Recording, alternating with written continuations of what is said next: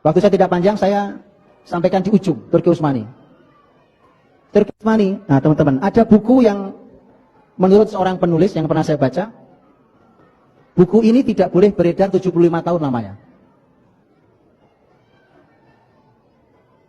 Judulnya Militan Islam. Militan Islam. Penulisnya belakangnya Jason. Ada bukunya ada. Kalau antum yang bisa bahasa Inggris baca bahasa Inggrisnya, yang bisa bahasa Arab ada terjemahannya.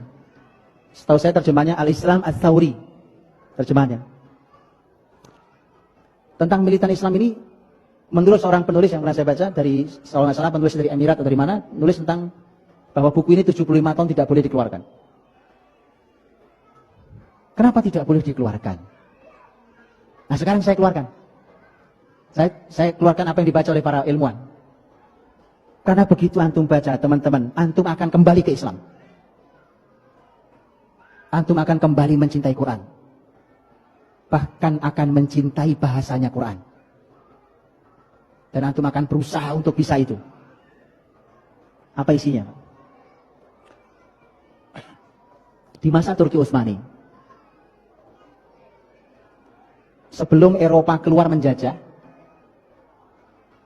Inggris dan Prancis melakukan penelitian. Penelitiannya diambil dari mulai Samudra Atlantik sampai Samudra Hindia. Mungkin nggak nyampe Indonesia mungkin. Untuk mereka tahu sebenarnya apa kunci kekuatan muslimin itu. Kenapa orangnya hebat-hebat, cerdas-cerdas, kuat-kuat, kokoh-kokoh. Itu dia yang tahu.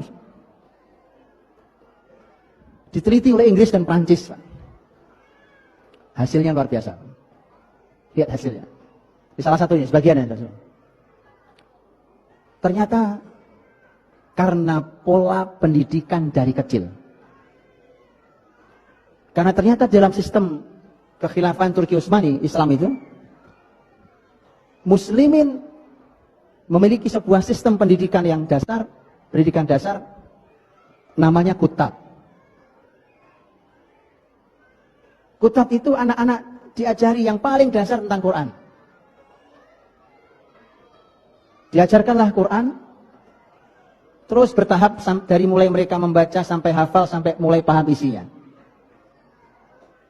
Setelah itu mereka belajar bahasa Arab, bahkan mereka mulai menghafal kaidah-kaidah dalam bahasa Arab, dalam grammar Arab. Di antara yang mereka hafal adalah Alfiyah Ibnu Malik.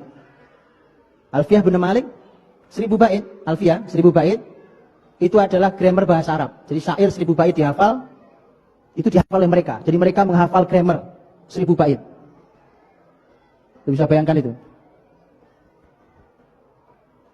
Dan nampaknya itulah kunci kekuatan muslimin. Karena di sana terkandung banyak sekali keistimewaan. Di antaranya adalah apa yang disampaikan juga oleh seorang ahli bahasa. Ini juga dosen di Eropa, walaupun aslinya orang Mesir. Dan mungkin kalau tidak salah pernah beredar di terjemahan bahasa Indonesia di broadcast saya pernah baca, seingat saya. Kalau antum pernah baca, kalau tidak nanti antum boleh ada videonya, wawancara beliau ada di televisi di Mesir. Seingat saya di Mesir. Seorang dokter, dia dosen bahasa di Eropa. Dia mengatakan bahwa hari ini anak-anak di barat itu umur mereka masih sekitar 3 tahunan, mereka sudah menguasai sekitar 16.000 kata. Sementara anak-anak Arab, karena mereka berbahasa pasaran, bahasa Ammiyah, dan bahasa Ammiyah itu sangat terbatas kata-katanya, itu anak umur 3 sampai 6 tahun itu hanya menguasai 3.000 kata. Ini hubungan antara bahasa dan kebesaran, dan kecerdasan juga. Kemudian dia mengatakan, jadi dia katakan bahwa di muslimin, dengan penelitian buku tadi itu, dia menyebutkan 6 buku itu, muslimin itu ternyata punya kekuatan di Quran dan di Arab, bahasa Arab.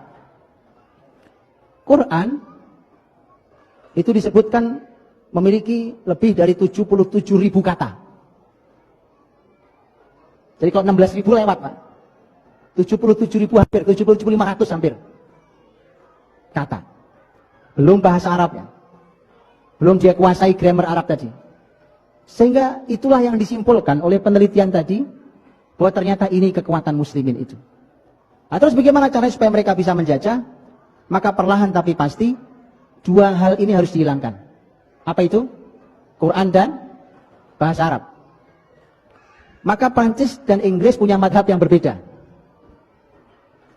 Kalau yang Inggris membuat jenjang. Sekolah-sekolah yang kutab itu, yang belajar bahasa Arab, belajar Quran, macam-macam itu diimagekan di masyarakat, tetap ada, tapi diimagekan di masyarakat saat itu, ini untuk kelas orang-orang miskin. Pernah apa tidak? Indonesia mengalami bahwa yang sekolah agama itu anak-anak yang bodoh-bodoh. Pernah? Itu. Pesantren itu tempatnya orang buangan. Pernah? Pernah. Indonesia pernah punya itu. Wah nyantri, wah pasti kamu gak diterima sekolah negeri ya.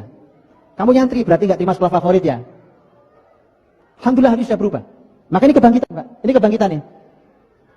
Ini harus dilanjutkan ini. Tapi hati-hati, iblis ada di perempatan jalan di depan. Oke? Kemudian dibuatlah kelas tengah, ini versi Inggris. Dibuatlah kelas tengahnya. Kelas tengahnya itu dibuatlah sekolah-sekolah negara.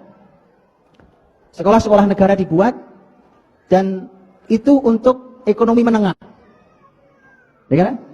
Makanya kalau sampai hari ini, mohon maaf, ini belum hilang sampai sekarang. Sekolah menentukan tingkat perekonomian. Betul ya? Di mana kamu sekolah? Di sini. Oh, pas kamu orang kaya ya. Gitu ya? Ya. Itu masih pola Inggris, Pak. Yang level tinggi adalah international school. Masih ada sampai hari ini? Image itu masih ada? Berarti belum bangkit kalau gitu. Belum, saya tarik lagi kalimat saya. Belum bangkit kalau gitu. Yang modern international school di mana tidak ada Quran, tidak ada bahasa Arab. Kalau yang tengah tadi lemah bahasa Arabnya, Qurannya juga lemah. Itu versi Inggris. Versi Prancis enggak, kelamaan, diberangus semuanya. Itu versi Prancis. Oke? Itu yang saya baca. Jadi teman-teman, maka menjajahlah mereka. Sisa-sisanya masih bisa kita rasakan. Sekarang antum tahu, gimana caranya mau jadi orang cerdas? Gampang, Pak. Gampang. Belajar syariat ini. Di mana belajar syariat? Jadi sampai masalah tempat. Bukan cuma belajar syariat. Mas tempat. Contoh. Anak tua asal sudah 7 tahun. Apalagi laki-laki yang disuruh sholat. Betul kan? Ini teori kecerdasan ini. Suruh sholat. Kalau laki-laki sholatnya di mana? Di masjid. Ini tempat bikin cerdas, Pak. Asal masjidnya kembali fungsinya seperti Masjid Nabawi dulu. Ini tempat orang-orang cerdas. Masjid ini. Makanya saya tidak aneh, tidak heran. Kalau hari ini mulai ada orang yang curiga terhadap masjid. Saya tidak heran. Anda sudah benar. Curigai masjid. Karena memang itu tempat orang-orang cerdas, Pak. Dari situlah kekuasaan akan diambil kembali oleh muslimin. Jadi sudah benar. Kalau masjid dicurigai, Pak. Itu sudah benar. Dan silahkan curigai.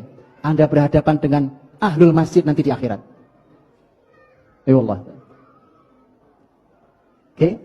Mudah-mudahan taubat. Kalau enggak tobat, saya enggak berani ngomong, Pak. Berhadapannya dengan ahlul masjid. Itu isinya orang cerdas di masjid, Pak. Antum silahkan baca sejarah masjid di sepanjang sejarah Islam. Anda akan lihat di situ tempat didik anak supaya cerdas. Masukin ke masjid. Di tempatnya, pelajarannya, polanya dan seterusnya, itu diurutkan begitu cerdasnya luar biasa. Karena nanti anak-anak kita akan ketemu tentang pola materi ilmu yang tidak pernah mungkin diajarkan oleh orang-orang barat. Bawahan